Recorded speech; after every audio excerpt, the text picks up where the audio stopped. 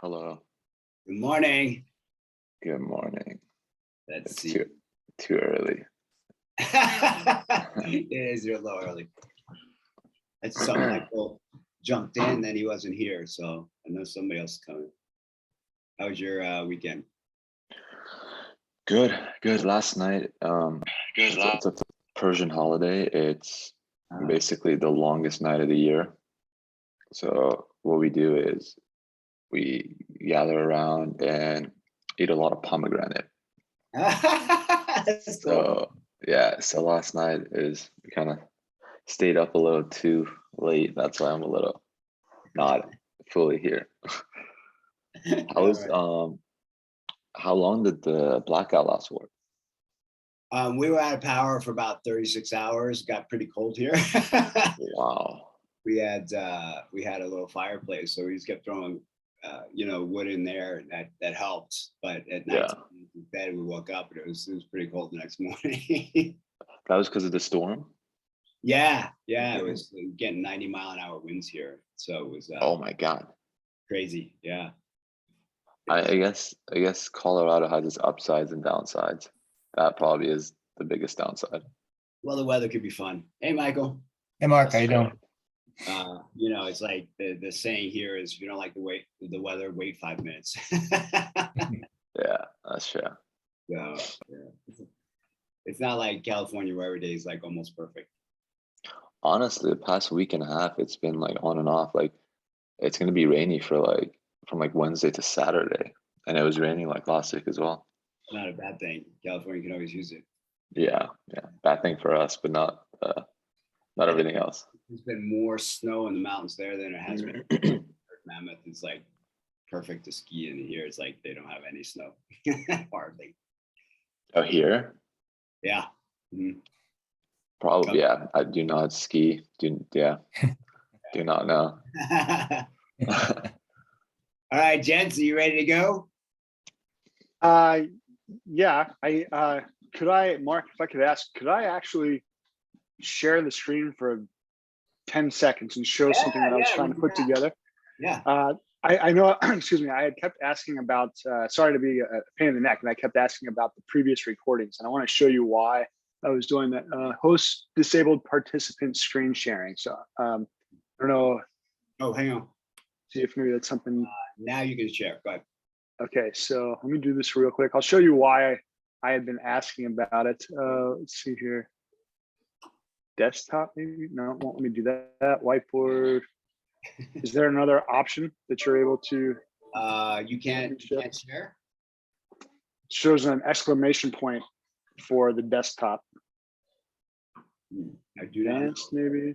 Got multiple participants who share, so you should be able to. Sorry. You pressing the share screen?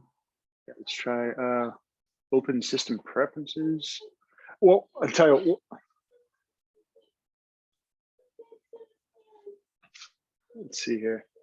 I don't know why this is shouldn't be too tough, right? Yeah, it's not letting me do it.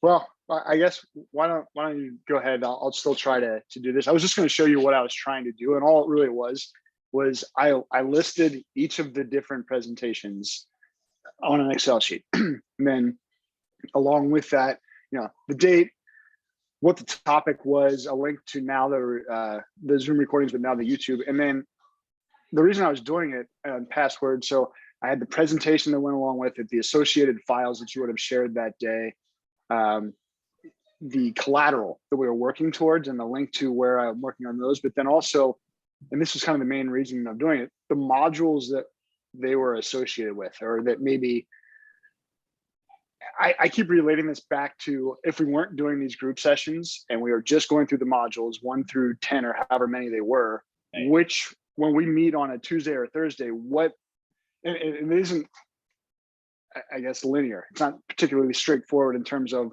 now we're going to do module 2 next week or next day 3 and 4. So I was trying to see what work we were doing here where it would relate back to some of those. And I just wanted to see, is that the right way to go about doing that? Does that make sense? Or the modules are not necessarily linear. I mean, they're linearly listed only for structure, but we're jumping around a little bit.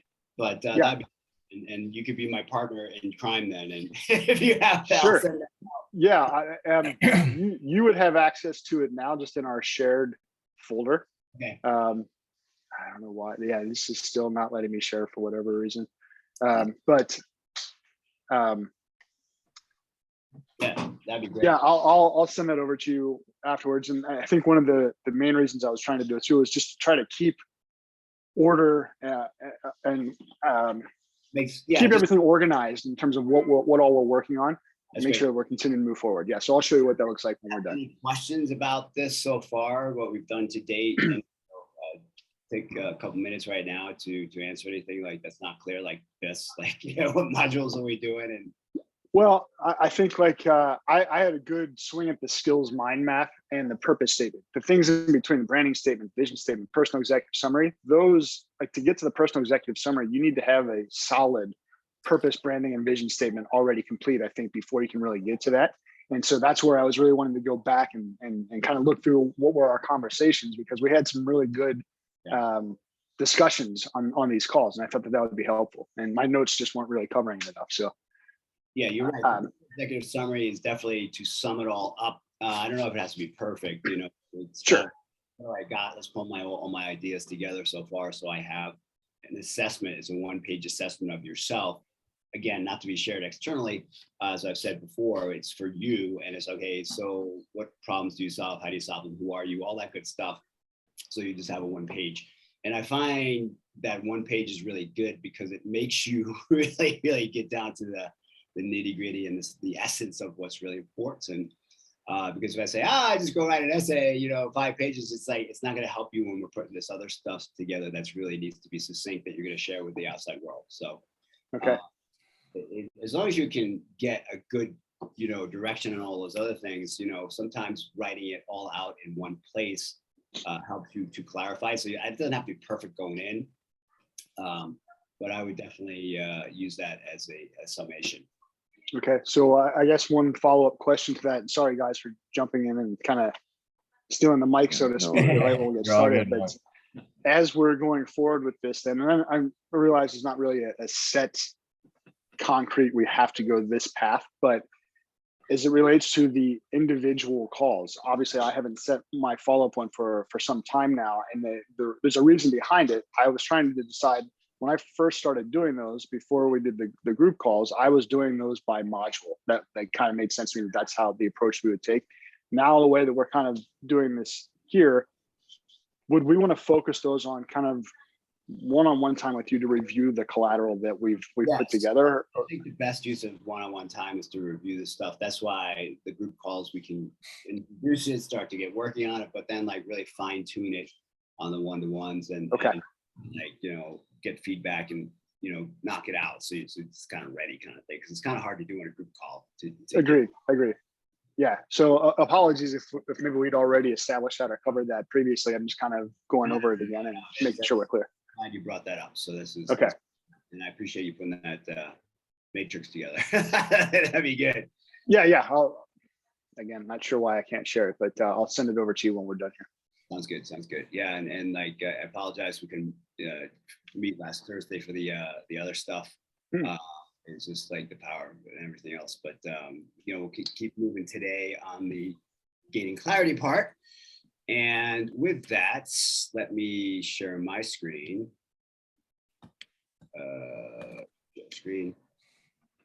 Michael Kaiser, hopefully that was helpful, and even without visual, you understood where I was coming from. Hopefully that's helpful for you guys too. Yeah, for sure. Yeah, okay. No, I know exactly what you're talking about. Yeah. All right. So, Mark, you've done some of this already, the limiting beliefs, and feel free to others today or go deeper, or if you want to just, you know, drop off, that's also okay, because I know you've done some of this work. All right, so to date, we've talked about all the things that you want to become and, you know, what you're stepping into and where you're going in direction. And this is kind of the opposite. It's like, what's holding you back? And, you know, what's keeping you from achieving everything that you want to achieve. And, it's particularly a good lesson for me today because I was depressed and down, and I was noticing all these limiting beliefs swimming around my head. So I'm going to benefit from this as well today. So, and welcome, Ross. Good to see you. Or thank you. I'm really sick, so I look like crap, which is why I'm on a video. Oh, no worries. I hope you don't have the new Omicron thing. I think I do actually. Oh, Well, hope you feel better soon. yeah. Sorry. Yeah, well, Feel better, Ross. Thank you. Kudos to you for joining us, even though you're not feeling well. Thank you. So, Ross, we're just talking about we're getting into limiting beliefs today, and it's the stuff that might be holding you back. And Oh, my life story. Okay, cool. All right. So good. You can lead the way on this. Lead the charge. And so we'll start with what they are. Limiting beliefs are assumptions about your reality that come from your perceptions of life experiences.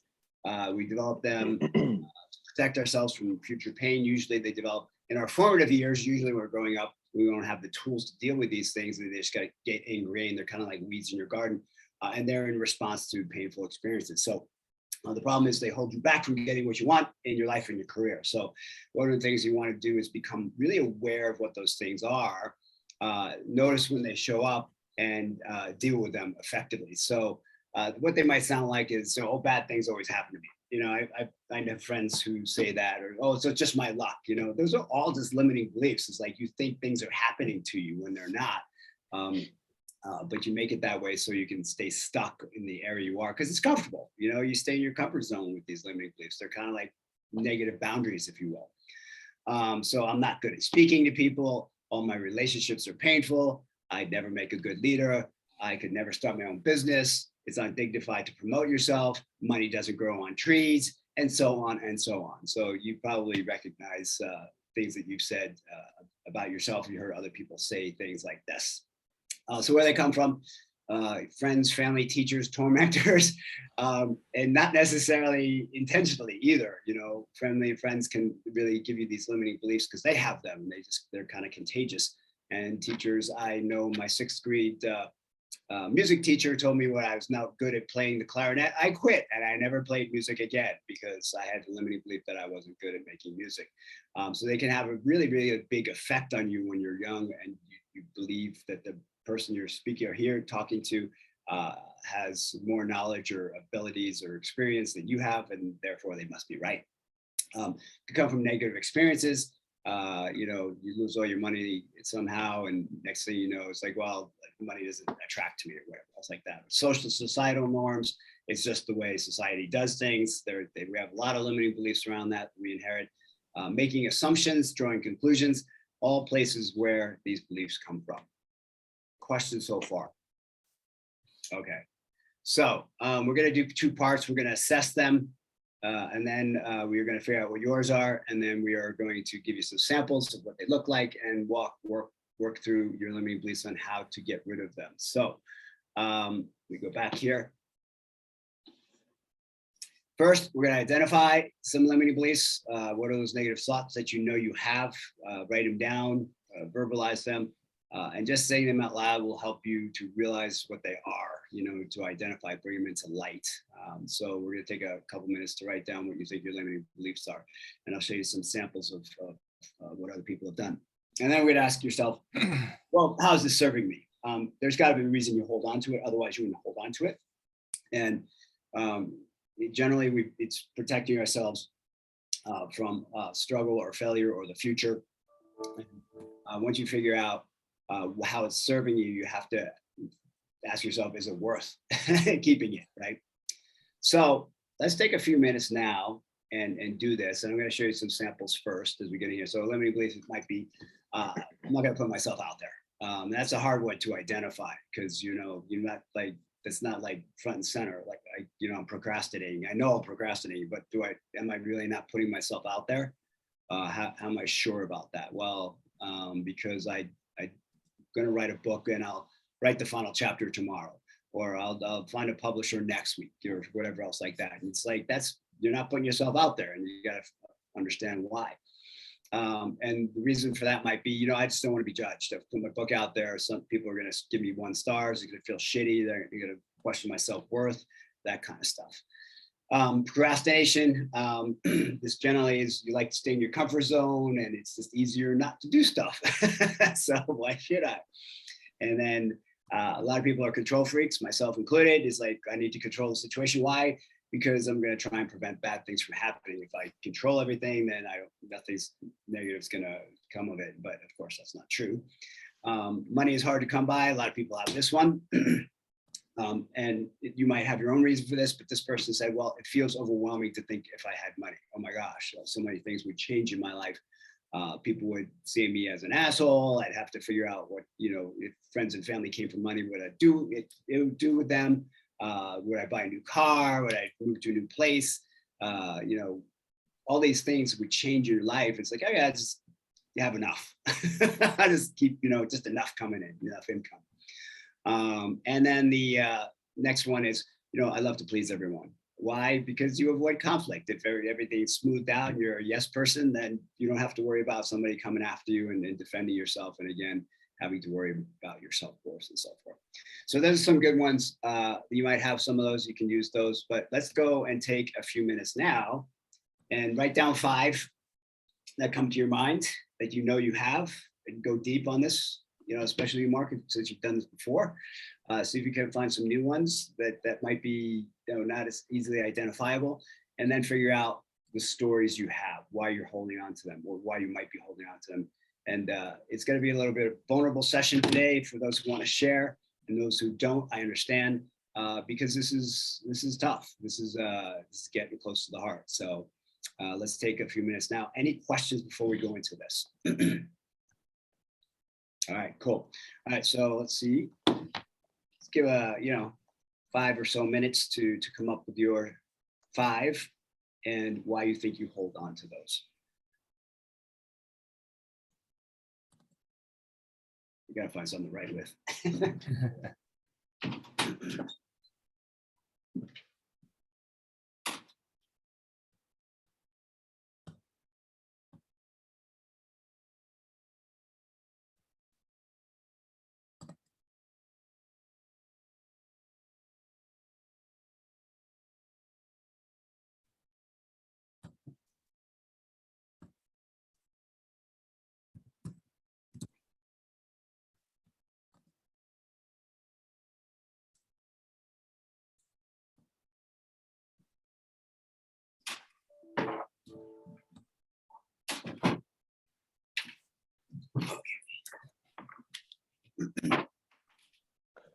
Mark, if it's possible, could you go to the slide where you have the examples? Thank you.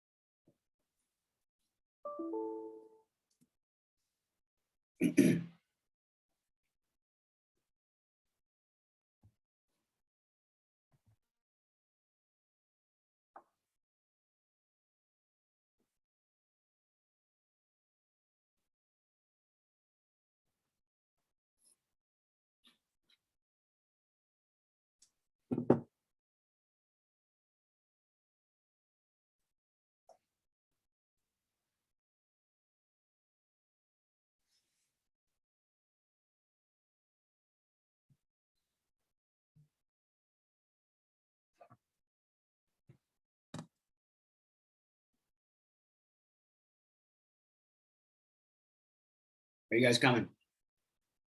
Getting stuck? Doing well?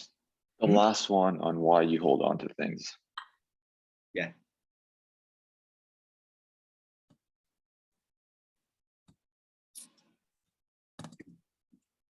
Two more minutes.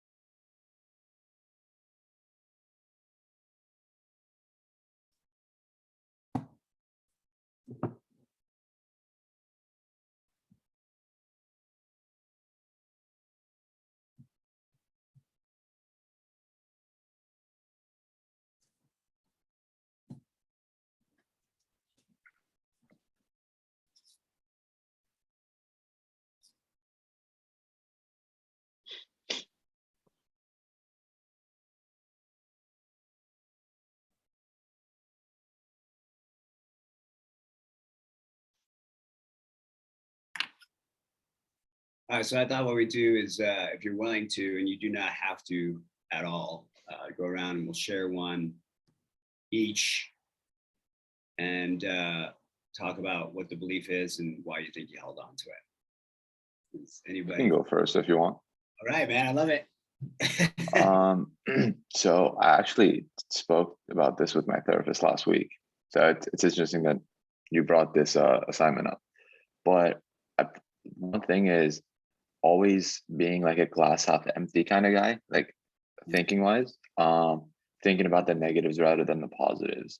And why I hold on to that, because I've developed the mindset from like an early age and it's difficult to get rid of or change, but I'm trying to change it. But I go into things with a negative mindset because I'm preparing myself for the worst. I want to go in with like the mindset that, okay, like I don't want to be surprised. Like again, the control aspect comes to, I want to be like in control of the situation and like have a plan A, plan B, plan C kind of thing. Okay, so it's glass half empty and you're preparing for the worst Yeah. and controlling. Yeah, just to be ready for like whatever gets thrown. Okay. Okay. So let's keep like that. All right, cool. I'm just gonna write some of these down because these are good. All right. Anybody else want to go? Sure. I don't feel prepared for leadership positions with direct reports. Okay, very, very apt one for, okay, why? I think that allows me to stay in a comfort zone. I'm only responsible for what for myself. Mhm.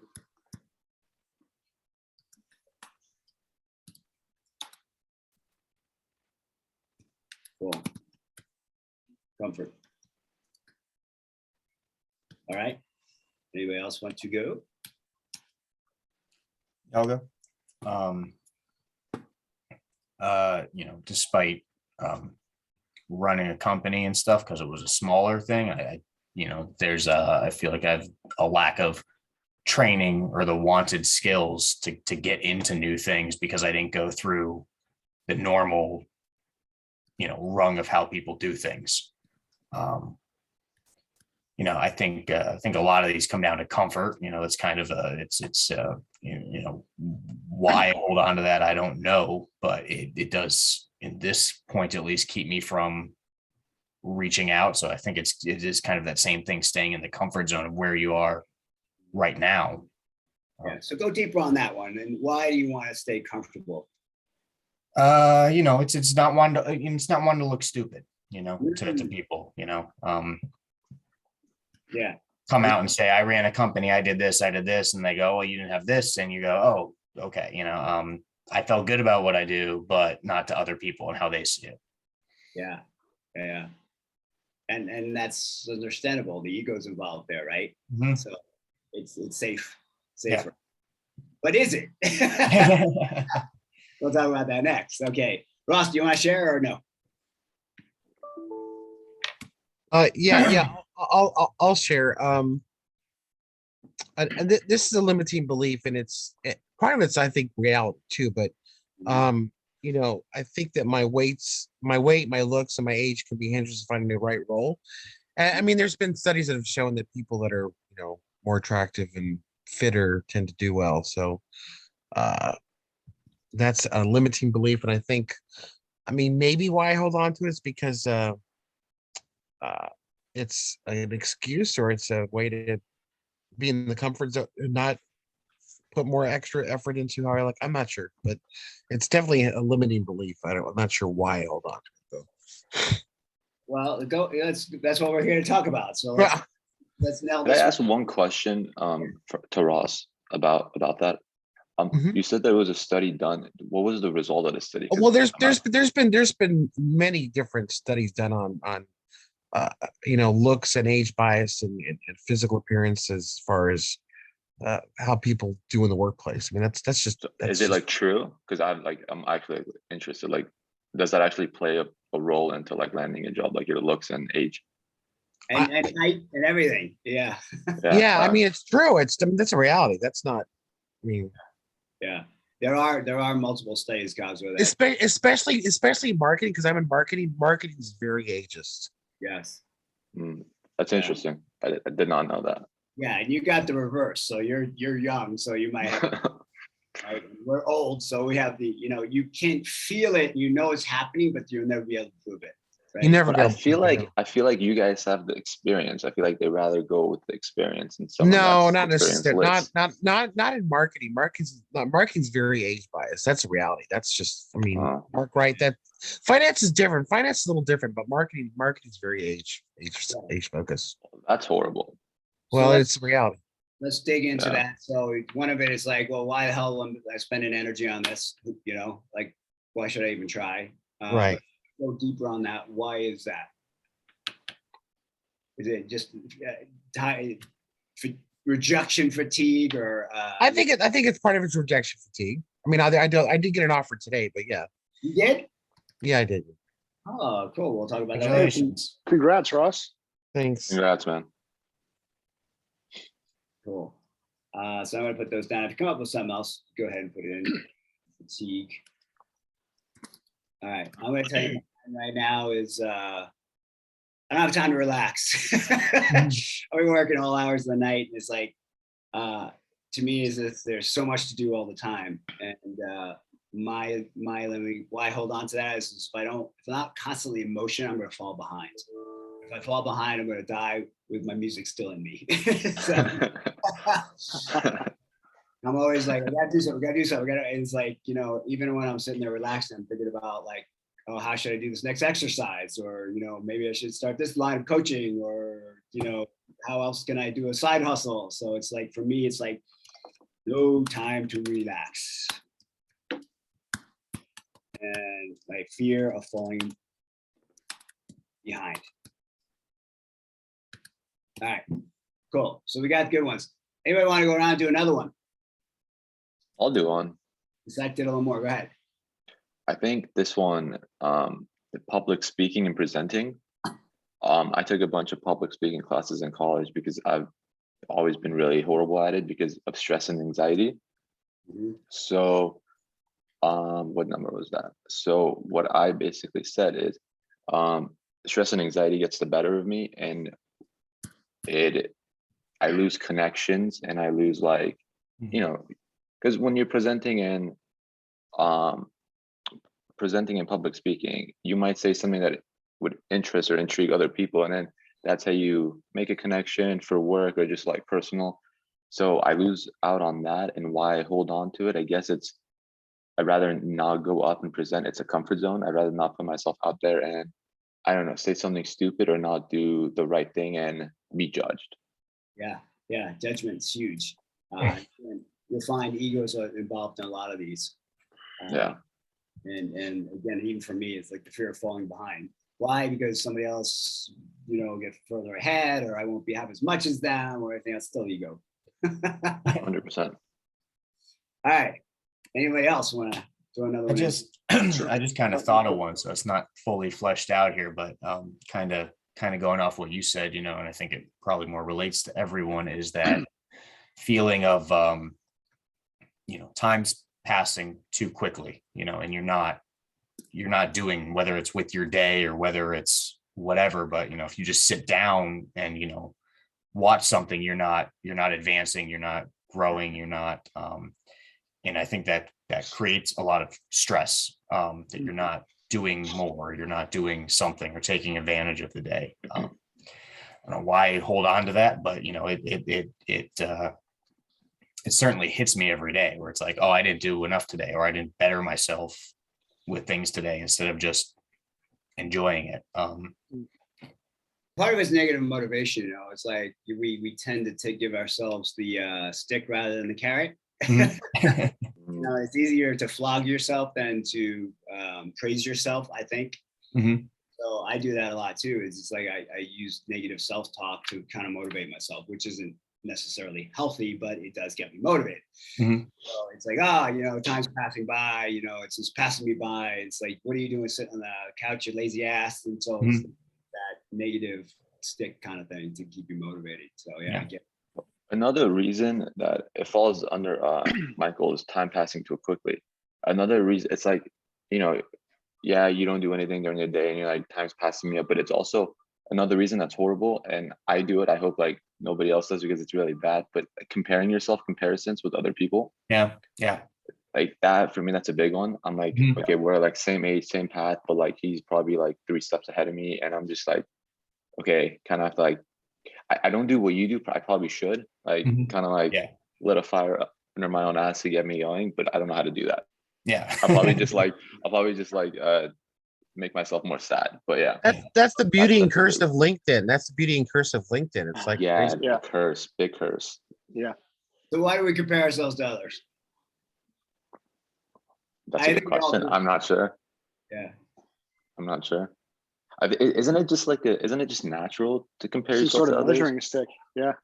Yeah. It's like you get to gauge where you are, because there's no other measures, right? So 100%. Gauge progress. Yeah. The bad thing about the comparison game is there's like 8 or 9 billion people in the world. We'll take the 100,000 that are ahead of us and compare ourselves to that, and not look at the 7.9 billion behind us, right? It's very true.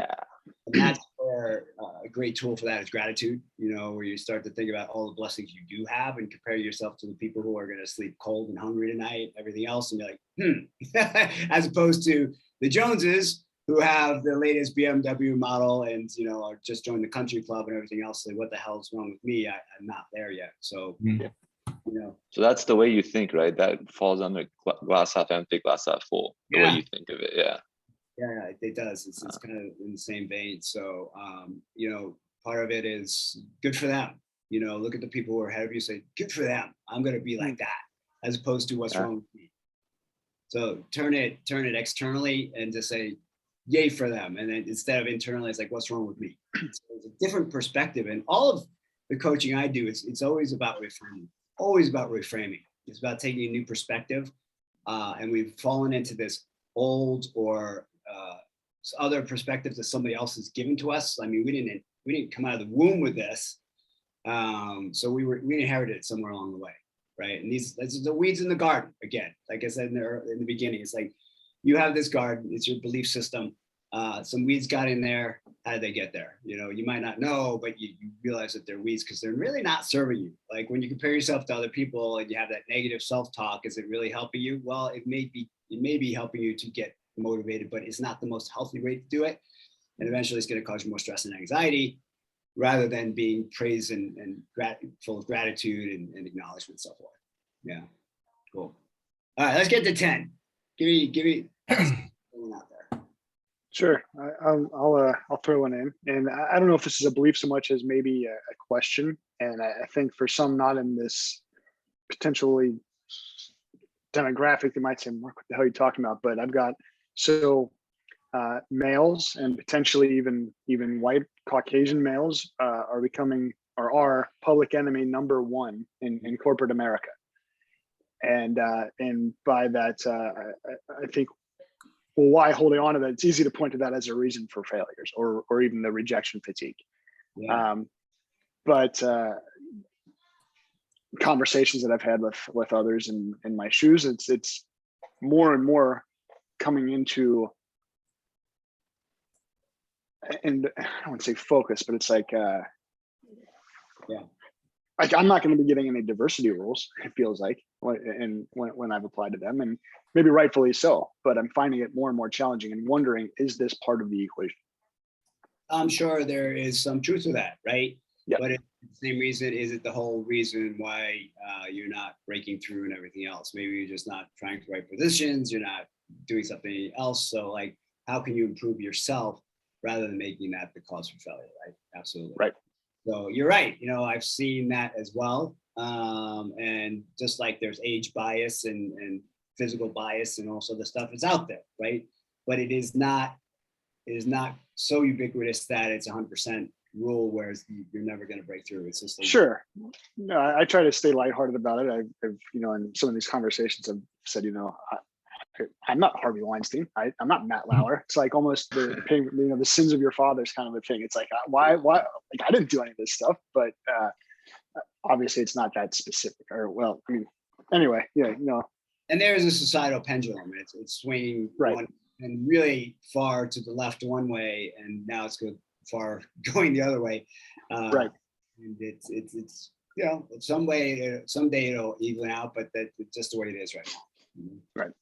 And Mark, I've experienced that in like school, because like when I moved here, I was like brown, and it was like after 9/11. So like you said, Sure. like I'm not them, I'm on them, and I'm like getting like insulted because you look one way or like the same nationality. So I get what you're saying exactly. It's like, yeah, yep, I know, yeah. Yeah, prejudice, discrimination is out there, and being a white man myself, one of my beliefs is like, what the hell's wrong with me? How come I can't be successful? I had the keys to the kingdom. What the fuck's wrong with me?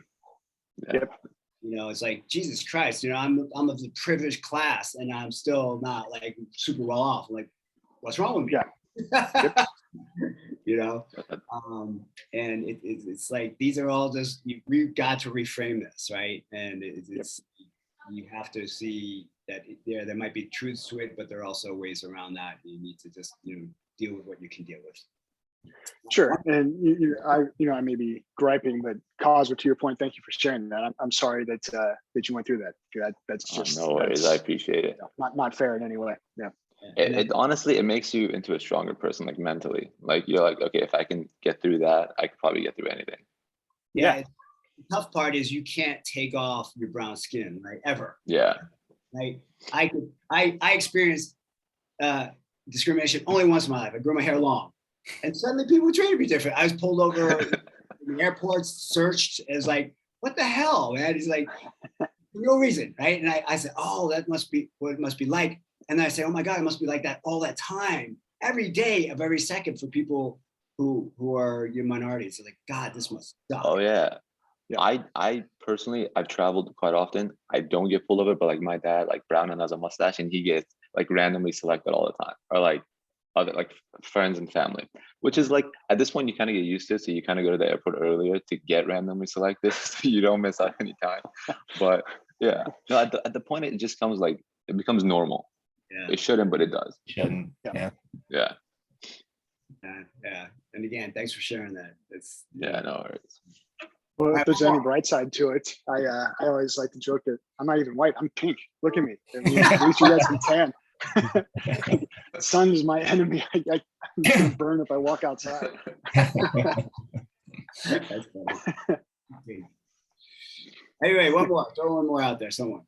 I got I one. could do. Yeah, you go ahead. That the the right thing, or like your work happy place sort of thing, it just doesn't exist.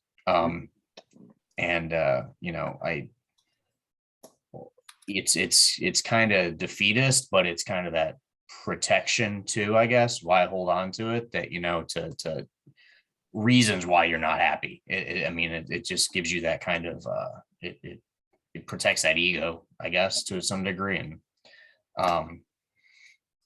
it's everything. It's from stemming out and actually putting in that effort, I guess, to that, because you don't want to be let down or unhappy. Right. And that's a big one. God forbid we feel disappointed. Yeah. You're supposed to be happy all the time, damn it. Yeah. And you're not. I woke up today not very happy. And it was just like, I sat there and talked through with my fiance through my feelings, and it just talking through them helped. It was like, okay, what's going on, right? And my happy place is coaching other people. So I was like, good, I get to talk to people today. So what do you do to break through those things? So this is a good segue to the next, unless somebody else wants more to share here, because this is important. Go ahead, Kaja. I just put it's actually one of the examples that resonated, just selling myself short, not wanting to argue. And it's just peace of mind. I don't like confrontation, prefer to take the easy way out rather than actually, argue or get into like a fight. And it's not to my advantage, because sometimes like they might like shame my name, or I might be in the right, but like I don't really care enough to fight it, because I could care less. I'd rather just not and get over that little problem. So, and people might see you as a pushover, people might see you as like weak, but it's just more like I'd rather have peace of mind and not like ruin my day over something small. Unless it's something that you actually care for, then you probably fight for it. Easy way. Okay. Yeah. Good. Ross, do you have something else?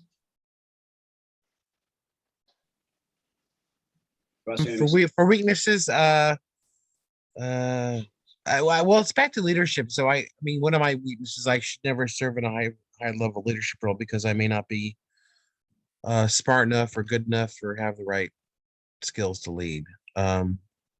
So as far as why that is, it's just being in a safe place where I don't have to make myself vulnerable to criticism. Yeah. And we are pretty soft inside, all of us. What? What'd you say? We're all soft inside. We have the soft inner emotional side, and we protect it. We all right. have a 7-year-old in there who needs protecting. Every one of us. I can tell you, I've worked with 1,000 people. Every one of us has this. So if you think you're running across somebody who's really tough on the outside, I guarantee you they have the same stuff going on inside. That's why it was interesting sharing this today, because we all have these things, right? And it's not like you're alone here. And so when you're going in an interview, you got to realize those people have all these limiting beliefs as well, and that they're just human. We all have this, and they can tell Mark told you that. because I've seen it over and over and over again. So I think the connecting factor here, and I'm sure it's what you're going into here, but like they're all reasons not to try something. You can tell yourself to not, you know, to not go forward with something or not kind of reach out, you know. exactly. Keeps you comfortable in the safe zone. You don't have to worry about it, right? Right. But if you don't, nothing ventured, nothing gained. It's the whole risk rewards Mhm. thing. The more you risk, the more reward you could get. And if you don't risk very much, you're not going to get very much back. So it's that, all of that. So, all right, what we're going to do to limiting beliefs now in this next segment, try the question, what if I'm wrong? And start to question this. What evidence happens? Yeah, it's happened to me before. Okay, so great, it's happened to me before. Is it 100% true? You probably can't say yes to that. You know, is it true? Am I sure it's true? How do I feel with the belief? How do I feel without it? And if you feel better without it, it means it's a limiting belief, right? So you ask those 4 questions. It's like, is it true? Am I absolutely sure it's true? How do I feel with the belief? How do I feel without it?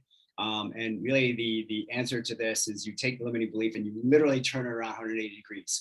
And you say the exact opposite to yourself. You kind of give yourself this affirmation that you have the exact opposite of what you're believing in. You know, I can't relax. I can relax. It's like literally you turn around, you keep telling yourself that, and eventually it seeps into your subconscious. You create new neural pathways for this.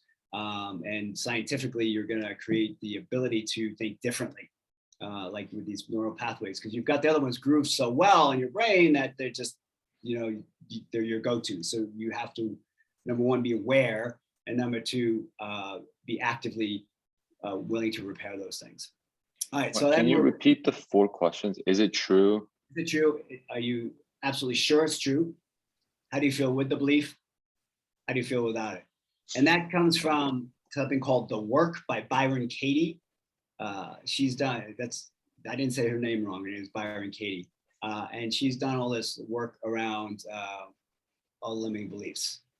And so basically she created this model where you can step through those things to identify the limiting beliefs. And then step 5 is you turn it around, right? And you say, oh, that sounds stupid and simple, but it's that stupidly simple. Because we've created all of these safeguards in our lives to show that we're right and that our beliefs are what are correct. Otherwise, why would you have them? So your beliefs lead to your thoughts lead to your actions lead to your environment, and then you take your beliefs and you compare it to your environment, and you say, see, I'm right, but you've actually created all of this. So starting back at the source, the beliefs, you have to go back into that garden, figure out what the weeds are, decide to pull those weeds and plant flowers. And usually, it's just literally the opposite of what you're telling yourself, right? So what we're going to do is we're going to replace, not resist, these limiting beliefs, and we're going to identify the truths that kind of show the opposite can at least be true as well, if not the truth, right? So do I have time to relax? Yeah, because that's where I regenerate, and that's where I actually get my ideas. That's where, in the middle of the night, I've woken up with some great ideas, and it came through relaxing and not like putting the pedal to the metal. And being tired is no way to create a new business or to coach or anything else. So you need that relaxation. So my truth is, yeah, I do have time to relax and I should, right? So let's go back to your limiting beliefs, and let's create enabling beliefs. So I can't do that. I can do that. So it's the exact opposite. Let me break it down to steps, take one at a time, and I'll celebrate each step as I achieve it, right? I can't say that. I say what I need to be said, how I say it in the way that others can hear. How can I say it in other ways that people can hear me? I feel powerless. What can I control? What can I influence? What's out of my control? I'll never pass an exam. I'm intelligent. If I work hard, I can do it. I'm hopeless at maths. Maybe math's not my strongest subject, but I can do it if I work hard. I'm also very good at XYZ. We'll play out these strengths, and so on and so forth, right? All right, so let's take your however many limiting beliefs you wrote down, and find out the truths in that opposite way. So what time is it? 50. Okay, let's take a couple minutes to do this.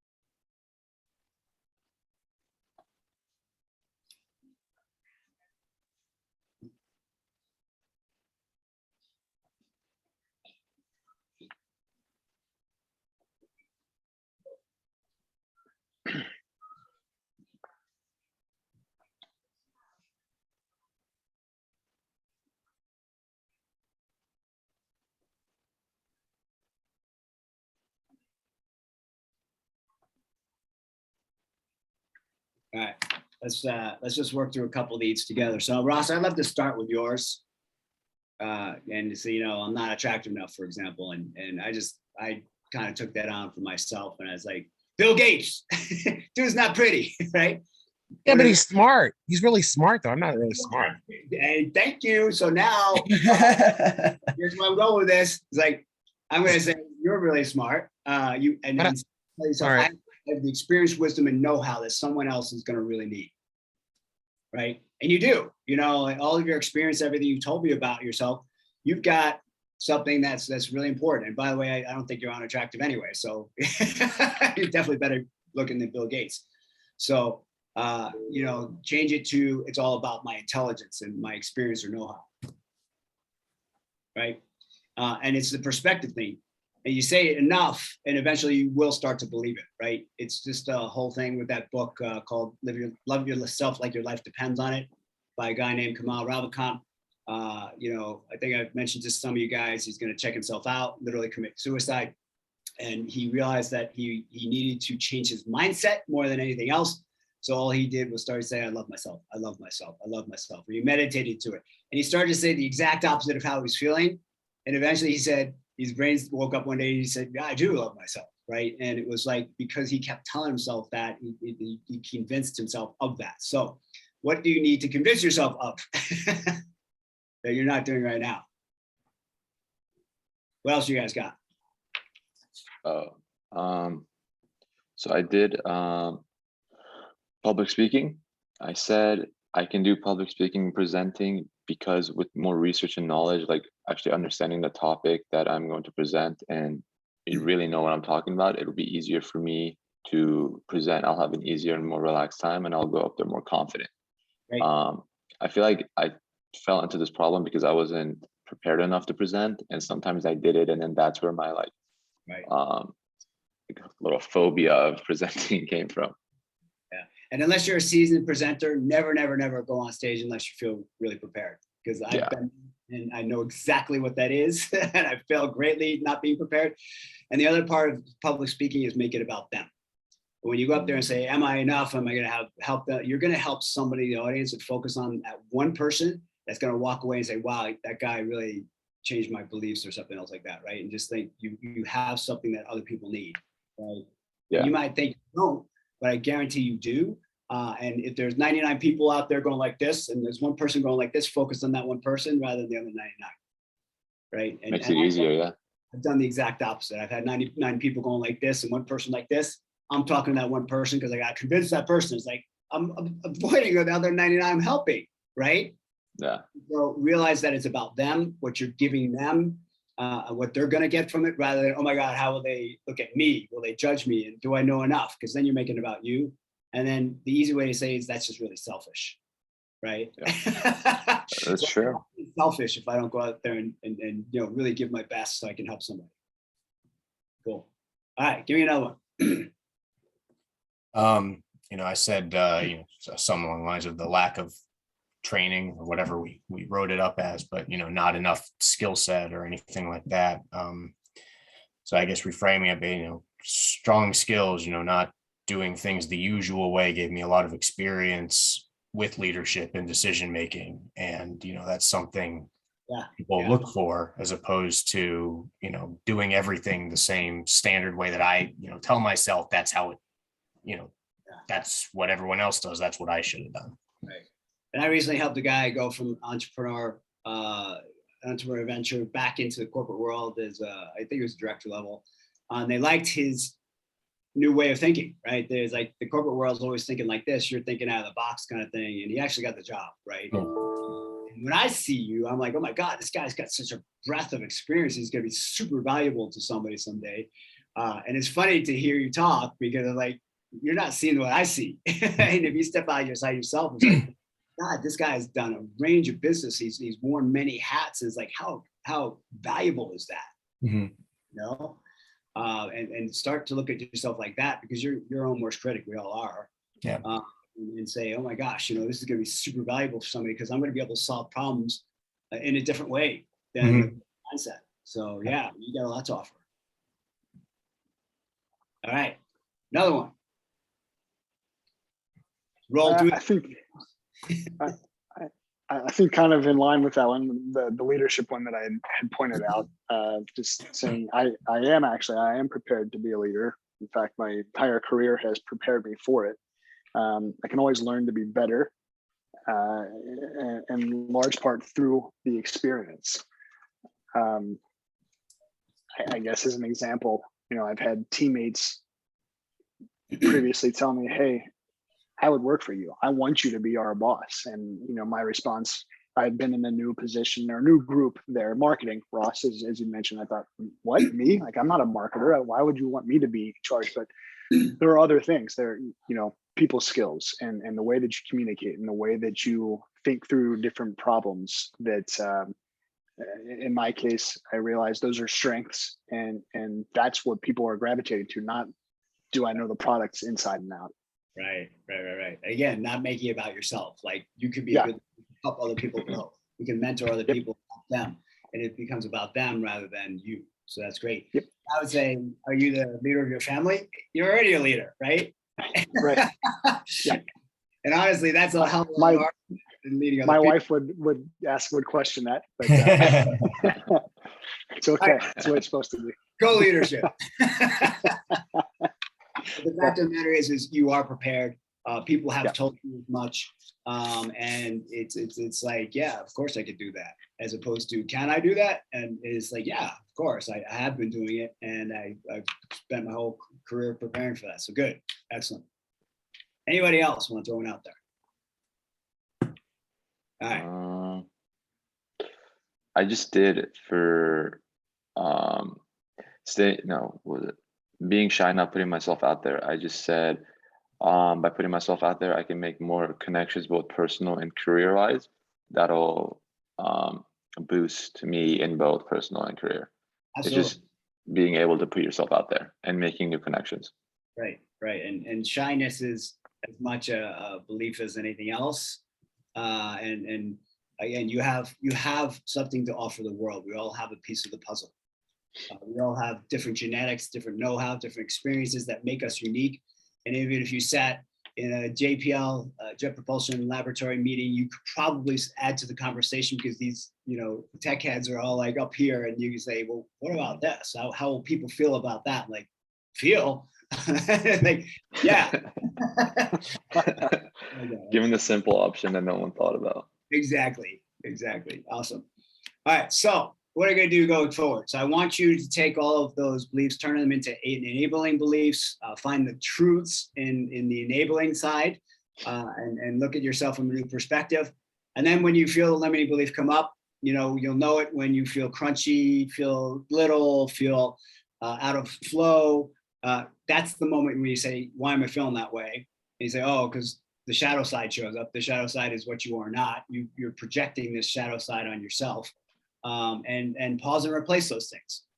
So you say, oh, I'm thinking that, I can't relax. Of course I can relax. I'm going to relax right now because that's when my best ideas come, right? So I just replaced it. And start to reprogram your mindset, because it is a reprogramming, because your mind is a computer kind of thing, right? Express more gratitude, like literally take inventory of all the things that are going well right now, even if you feel like they're not. There's still a lot of good stuff. If you're living in the United States in this date and time, you've got a lot more than anybody else, a lot of other people, I should say. So find the gratitude in those things. And then use positive images and affirmations. If you want to achieve something, imagine what it'll look like, smell like, feel like, sound like when you're in it. Like, what would that environment be that you want to be in? Make it so real that you start to journal it. I call this the positive future journal, where you're actually putting all of your senses down and imagining yourself like, Mark, you're in the leadership position. You got a team under you. You're working for a company that's perfect for you. And you're like, how does that feel? What does that look like? What does that sound like? And just like literally write that out. So much so that your brain says, of course I can step into that. It's visioning, right? We talked about that earlier. Like, what you can envision can become true because you can step into that. So be detailed, share it with other people, that you trust, and not going to poo-poo on you or anything else like that. And then, just make it really real in your mind. And then create a mantra. I know we've done this with some of you guys. It's like, your mantra is, I am. I am what? Like, find 4 people that you respect and admire. Figure out what you admire about them. Those are things you value. Put those in your I am statement. I am strong, adventurous, confident, kind, giving, and intelligent, right? And you keep telling yourself that, because what happens? Your mind says, that's who I am, right? And those words, I am, are going to tell the world what you're all about. All right, good job today. Any questions going forth on this? All right, guys. I really appreciate the vulnerability today and sharing. This is, this is getting close to the heart. So kudos to you. And if you have get stuck anything else like that, want to share anything with me, feel free. You know where I'm at. Appreciate that. Have a great week. Yep. Thanks, Mark. Thanks, Thanks, guys. Thanks, Mark. Happy Bye. holidays. Thanks, you too. Happy holidays.